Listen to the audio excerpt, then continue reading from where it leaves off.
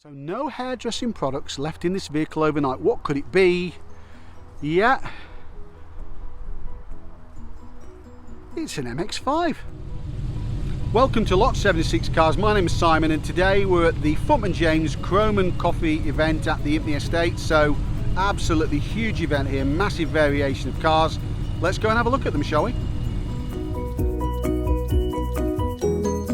So as French as garlic, a Citroen 4CV. I think these had something like about 46 horsepower. This is one of the examples that was actually built in the UK. Renault assembled cars in the UK to get round the problem of purchase tax, and this is one of the last examples assembled in the UK that's here today. Fantastic level of detail there. Love the garlic. Secret life of France. And a bottle of wine. We're all sorted for a good day, aren't we? So built in Washington by a group of Lotus engineers, ex-Lotus engineers, far more than a kit car, entered series production, and it's a Clan Crusader and it uses Imp mechanicals. It's in the same configuration as the Imp, i.e. at the back end. Rare to see these, they only built these in relatively small numbers. Fabulous. Well, it started life as an Austin Cambridge and it's had the full Batman treatment. It's now a pillarless coupe, two-door. About the only thing I recognise on this car is the rear lights. That's about it. So you don't see too many standard Vanguards, but this one's actually a very useful standard Vanguard van, probably what, late 50s. This is the company that actually took over Triumph, not the other way around as some people mistakenly think. And yes, it's an extremely useful and rare standard Vanguard van. So this is a lovely car, isn't it? In Kent Green Metallic, a Series 3 V8 Aston Martin, and it's also in the past been entered into Salon Privy, and it's in stunning condition, isn't it? Successor to the DBS. I think when we moved, initially it was a V6 in this body and then eventually moved to be a V8 engine, and this is a later one. Getting further and later in the life of the Series 4 Escort production was this RS2000 from 1992. Now, by the time the RS2000 came, they'd actually really shorted this chassis, and actually if you read the reviews at the time, the RS2000 was really well received. Now this one, I think it was supplied by Brooklyn Garage as the local Ford dealer, and I think it was just about £11,500 back in the day. Certainly maybe a bit more than that now. So apparently this is the last of 5 right-hand drive cars that were made. It's an ISO Griffo, absolutely stunning features here with a huge, I think 5.7 litre American engine. Look at those features, look at those lights at the front, just tucked away under that pop-up hood, not completely hidden. Some lovely details here. Take a look at that badging. That's stunning, isn't it? To be honest with you, I've only seen a few cars so far. This 72 ISO Griffo is the business, isn't it? Look at that Aston Martin, sort of Aston Martin styling at the back, isn't it? Yeah, I'll have to go a long way to beat this car today.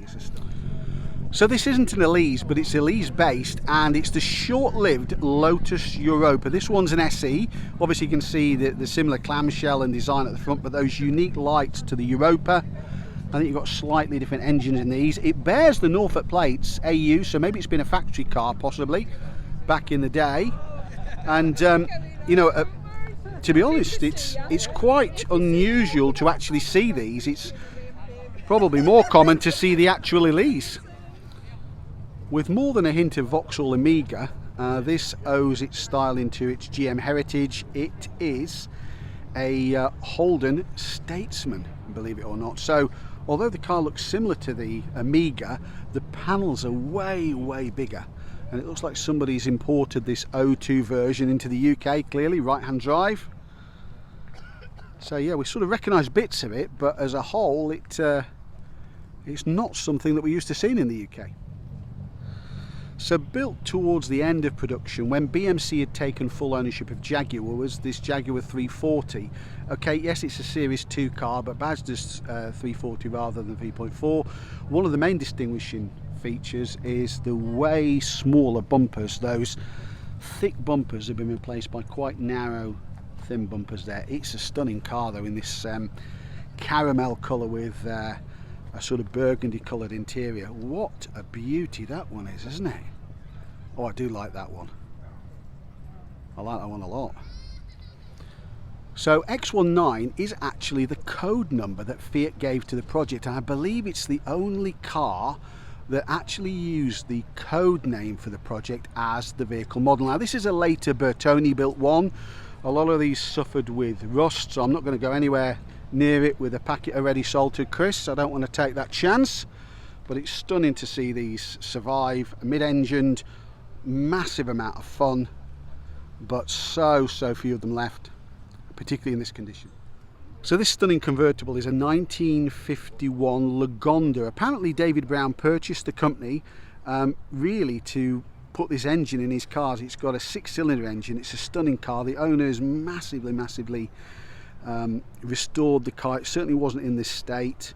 Aluminium bodywork, but had a massive amount of work on it. It's got those so-called suicide doors that people rave about, and we'll have a quick chat with the owner in a second and find out a bit more about it, because this is a stunner, isn't it? Echoes of XK at the front a little bit, isn't it? Wow, what a car. So let's have a chat with the owner and just try and find out a little bit more about it. So Mike's going to tell us about this fabulous Lagonda. He was just showing me the valve, and I'll put a picture of that into the video. Mike, tell us about this fabulous Lagonda. This is what, pre-David Brown days or early David Brown? It's early David Brown. This is the car that David Brown bought Lagonda for. He paid £52,000 for the Lagonda company just so he could get that engine into the Aston Martin's DB2, because the DB1 had a 4-cylinder 2-litre grossly underpowered engine. Right. And I'll show you the engine if you like. Owners would recognise that engine. Okay. If they owned It's a 2.6 litre? 2.6 twin overhead cam cross-flow engine. Aston Martin put an extra carburettor on it. Okay. That's basically. And basically he bought the company to get hold of this engine. To get hold of the engine, yes. Oh, that's not a bad reason, is it really? Yeah. Rare and valuable. Yeah, it's a minivan. This is a late one. They persevered with that metal grille all the way right through to the end of production. That looks like it's a 1983 car. That's in stunning condition, is it? The amount of effort that goes into saving these vans because they are so rare is incredible. You know, I saw one the other day on a pallet for sale, and that was worth an inordinate amount of money, and there wasn't much left of it, but that is a beauty. Built at the Flat Rock plant in Michigan, on the same line as the Mazda MX-6, although visually doesn't share a lot, is this Ford Probe, this one in Boysenberry.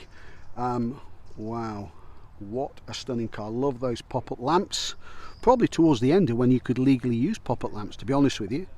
And this is a 2-litre one, but remember when we saw these, it was never a huge seller for Ford, but there's quite some appeal about these, and its successor, to be fair, the Kuga. What a car. Love that huge glass house. I can see the appeal anyway. So this is a Volvo P1800, not the S, because the S was built when production moved to Sweden. This is a Jensen built car, so look at the way those bumpers curve up towards the centre. That indicates that it was built by Jensen. So apparently there's some issues about quality on Jensen, and since I've read that that's actually not true, I think there might have been some commercial dispute between Volvo and Jensen. That's why production was moved to Volvo's factory, but in actual fact that's a stunner, isn't it? And it makes a change to see a red one rather than a white one. So this is a stunning 6-cylinder Triumph Vitesse, Herald based, but with a 6-cylinder engine. The condition of this vehicle needs to be seen to be believed, so for once we'll concentrate beneath the bonnet. Honestly, I could eat my breakfast off that engine. It's absolutely stunning attention to detail there, isn't it? Look at the block, how clean it is. Look at the suspension itself, which looks like it's all powder coated. And look at the interior. Wow, what a fantastic condition that's in. That's a beauty, isn't it?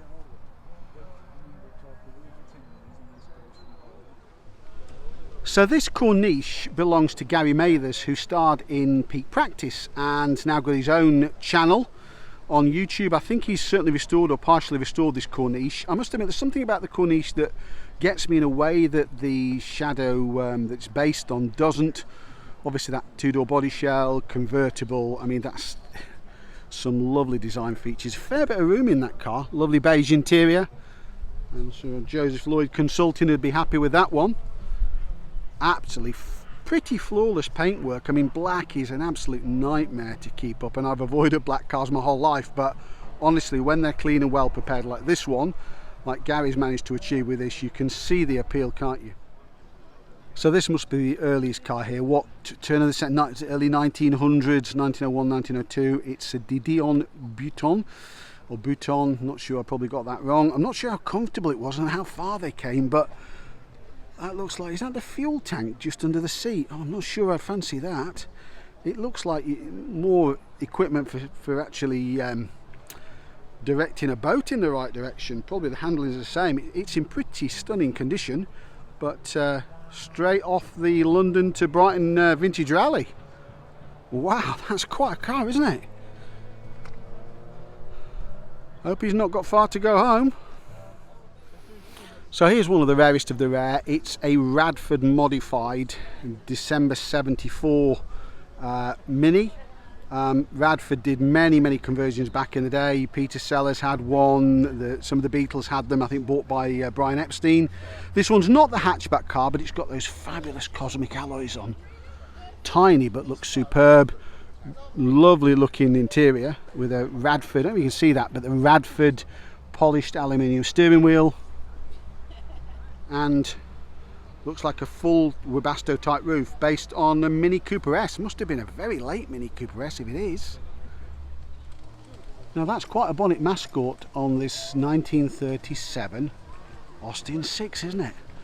Great variation of cars here today, and even if you don't really appreciate the pre-war cars, or quite honestly, you can appreciate something that looks as good as that. What an occasion, and an Austin from a volume manufacturer, don't forget. This is one of 300 Paul Smith Minis made for the UK market. A lot went to Japan. This one is actually for sale, so if you're interested, pause the video now.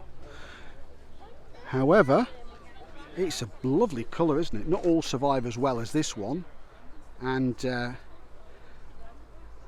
think you'd be getting a little stunner with this car, certainly. That looks a beauty, doesn't it?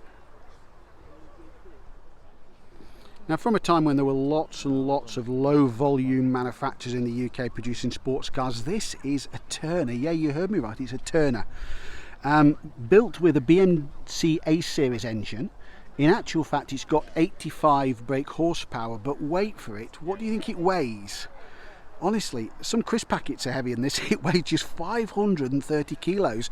So 85 brake horsepower and 530 kilos, I bet that really shifts, doesn't it? I wonder what it was. It looked like it was potentially midget based or Healy Sprite based. I think it shares some of the mechanicals, but beautiful car, isn't it?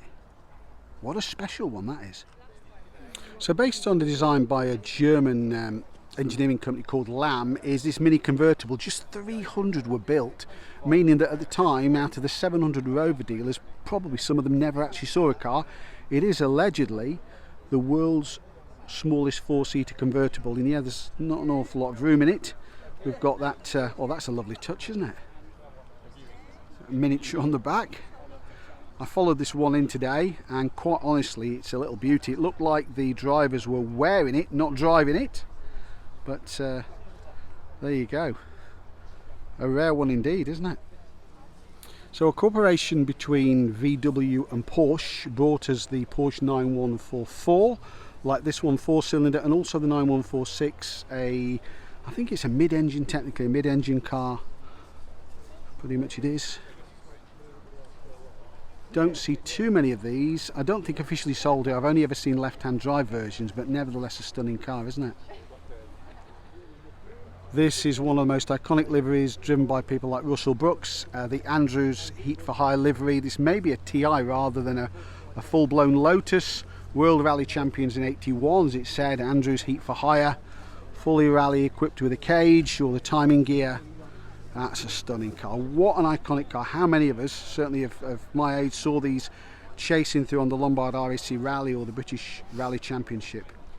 That's an absolute stunner, isn't it? So it's a Peugeot 309, but not any Peugeot 309 GTI. It is the 5-door Goodwood version. So you see the Goodwood tracks there. I think it was a UK special edition only. We'll try and get a... It's got the factory sliding roof. Some of those can be problematic, I understand, certainly on the 205s. But this one, I guess it's in Goodwood green, is an absolutely stunning car. That's a beauty, isn't it? So this is, I think, a 99 T-plated Fiat Punto Sporting. I mean, seldom do you see Fiat Puntos these days, but certainly the sporting versions are pretty rare. Occasionally I think you see the turbo ones. I think there was a turbo one, but that one's in jolly good condition. That's a great colour, isn't it? Well, it certainly stands out today. That'll be on some thumbnails, I guess. Now, if somebody knows the original colour, please put me out of my misery and stick it in the comments, because I don't know, but this is an Escort Mark 1, and it's certainly badged as a Mexico. It's in the AVO Advanced Vehicle Operations Ford Owners Club. I love that colour. Yeah, put me down for one of those, please. That's stunning, isn't it? So this is Peter Stevens' reimagination of the original, I think, Giugiaro designed Lotus Esprit. Notice the more rounded corners, that the Mark 1 car was much sharper styling. Beautiful, probably massively better interior in the later cars by the look of it. It's still a stunning car. I think by this time, I'm not sure if they were still using the Renault gearbox or not, but it was a real part spin special, but nevertheless great cars, and didn't suffer because of it. And a lot of people are fans of these later facelifted cars. So what it lacks in rear wheels, it makes up for in road presence, is the Grinnell Scorpion, just a two-seater with a BMW bike engine in. I haven't seen one of these. If you look how low that exhaust is to the floor, I hope he drives very carefully on the way out. Incredible car. I don't think I've ever seen one before at any show. Lovely colour, but really well finished. You know, not a kit car in any way. A superbly well finished little car. That's a stunner, isn't it? So this is a 1959 Ford Popular Deluxe, probably with the side valve engine. It doesn't have the column shift. It has the shift on the floor, which I believe was an option. Correct me if I'm wrong on that one. I think you did have to pay for that one. As I say, it's a deluxe model. I'm not quite sure what deluxe gets you, because there's not a great deal of equipment. Maybe you got a heater or something like that. Who knows? It's in stunning order, isn't it, that one? What a lovely car. So this is a 1978 Ford Cortina Mark IV. Mark IVs don't seem to survive in bigger numbers. Allegedly, rust proofing on Mark Vs was far better than Mark IVs. I don't know if that's true or just an urban myth. This is a stunning blue colour, isn't it? I think it's probably the lesser seen GL version. It's certainly not a gear. In fact, yeah, it's a 1.6 GL, so you'd be one up in the company car park pecking order, maybe the area manager. But that would get you from an L into a GL, and that's a stunner. Love the wheels on that one as well. Former Car of the Year 1978. Yeah, supercar won Car of the Year. Incredible. This is a later car, so it's still got the pop-up lamps, got the rounded bumpers. It's lost the telephone style dial wheels. Like most of them, it is an automatic. Manuals are rare, I think, in the GTS version. They are great cars, and I think even now they're still not particularly expensive, but of course supercars come with supercar bills, however old they are. But that's lovely, isn't it? So here's a facelifted MG Metro, but it's the rarer turbo. I think this was developed, I think Lotus had something to do with the development of this car, with a Garrett T3 turbocharged engine. Probably not much more than 100 horsepower. I'll stick it on the screen if I find that out. Relatively rare to see these today. Built in low numbers, relatively expensive back in the day. Probably a bit on and off to drive in terms of the turbo, but this one's in lovely condition. I think in British racing green by the look of it. Love those features. It's got those typical features where you've got those red I think it's got the red carpet, red accents in the trim as well. What a stunner. So we've got a Renault 5 GT Turbo. It looks like a phase 2 car looking at the wheels. It's got the body colour trim. And we've also got its French sibling here. We've got a Citroen rather, AX GT. This is a sportive. I wasn't aware they did a special edition in these. Drove these back in the day. Very light. I think it's maybe the tailgate and the bonnet might be composite, might be plastic. I'm not sure. I can't remember. No, the BX certainly was. The pop-up sunroof, got that zebra stripe trim inside, each to their own. Rare to see these here. It is a right-hand drive car, so it must be one of the few UK cars that survived from '93 by the look of it. So the booted version of the Golf sold in various names throughout the world and even the UK. This was sold as Jetta. Seldom you see these. Certainly Mark 1 Golfs are rare, but Mark 1 Jettas are even rarer. Sold as Vento, sold as Bore in later versions. It's a stunning version, isn't it? Stunning. Really usable boot. Probably a stiffer car than the Golf, I would guess. And this one's what, from '83? You're not going to find too many of these about. I say that a lot, but honestly, you're not going to see too many of these about. It's the LX version as well. So highly prized, and probably a modified one with the Alphaholics decal on the front of it. It's a 105 series Alpha. I think in some guises known as Junior. There was the GTV 2000 and others, but essentially it's the same body shell, and it's an absolutely lovely car in that sunflower yellow with the stripes. Who would not want to take that Alpha home with them? I certainly would. It's a beauty, isn't it?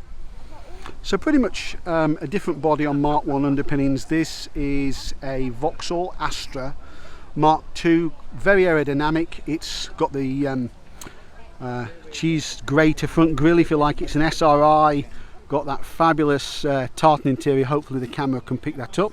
A lot of reflection here. Got one of those Fisher C boxes that many of us had for cassettes. Great to see that. They are so rare now, aren't they? Particularly as an SRI.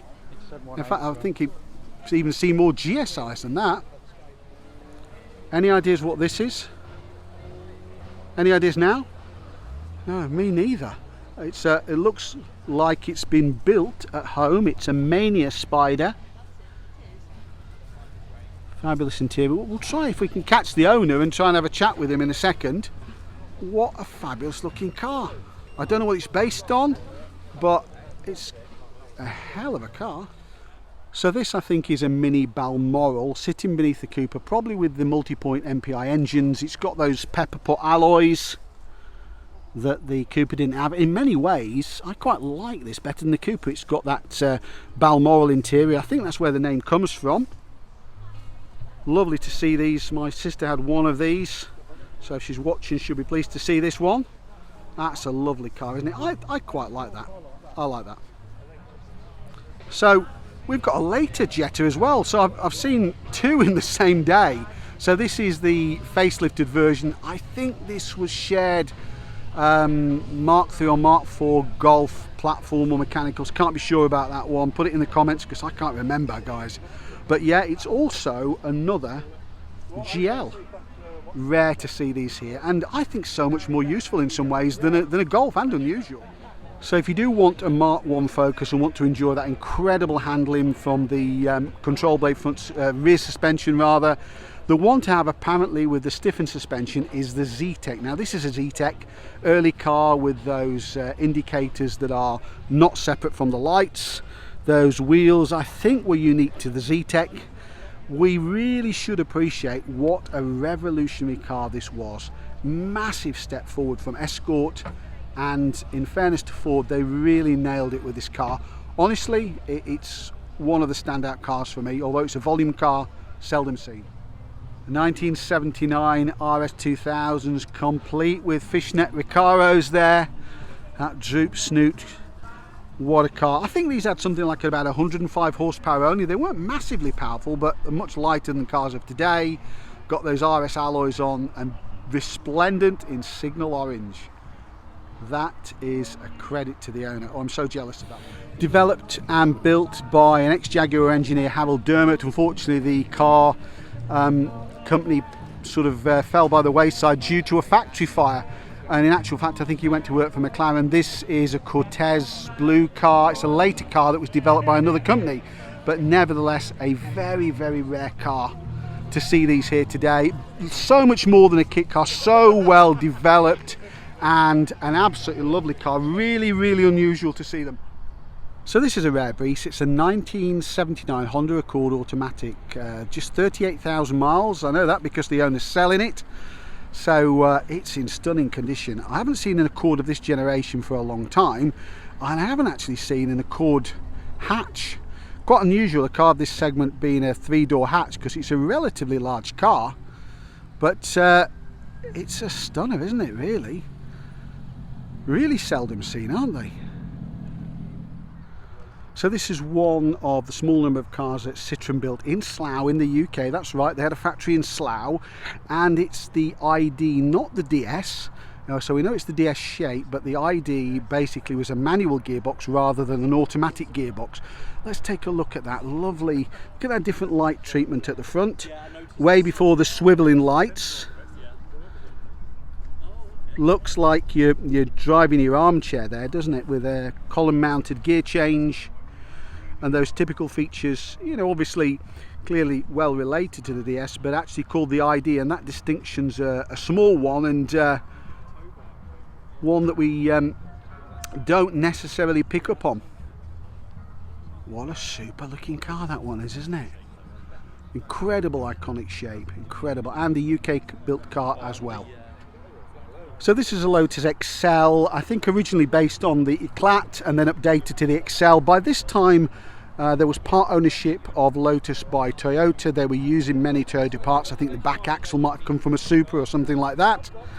But lovely to see that here today. Many of these met an untimely end on the Sweeney. Yeah, I watched too many episodes instead of doing my homework. This is an S-Type Jag. To some, actually a more polished car than the Mark II, because the rear suspension is apparently a lot more sophisticated and the handling's a lot better. Although you wouldn't think so to see the fact how many were lost on chasers on the Sweeney, but that's in lovely condition. I actually quite like that styling. So thanks again for joining me on Lot 76 Cars at the Footman James Chrome and Caffeine event. Hope you enjoyed the cars we've seen here today. Please like, share, subscribe, turn on notifications so as not to miss the next video, and once again, thanks for watching.